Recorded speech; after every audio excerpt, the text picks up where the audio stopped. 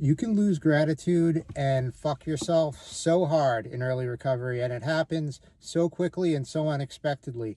I remember one time I was working at a supermarket, and my job was like I made the sandwiches, like, the sandwiches that are ready made that you get at the supermarket, like I made those.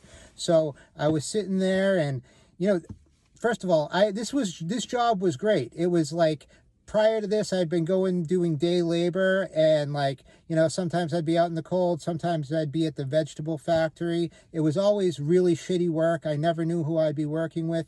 But at this supermarket, I loved the people I worked with. I was actually showing up. It was good for me.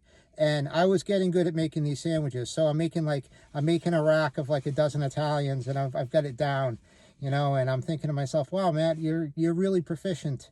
You're really proficient at making these Italians now, and this ain't half bad.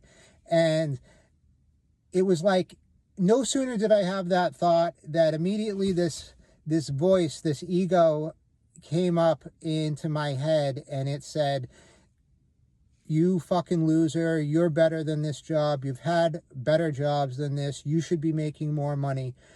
And I'm just putting myself down. And not only am I putting myself down, I'm like no longer grateful for how far I've come in recovery. I'm no longer grateful for any of the people that I work with and how great they are.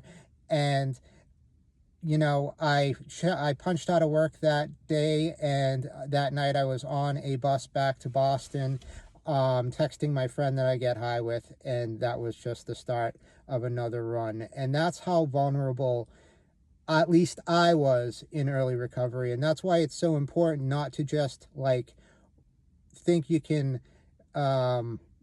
do treatment, or think you can just do detox and you got this thing, because this thing's going to sneak up on you. So engagement is everything, and beyond that, staying grateful is everything.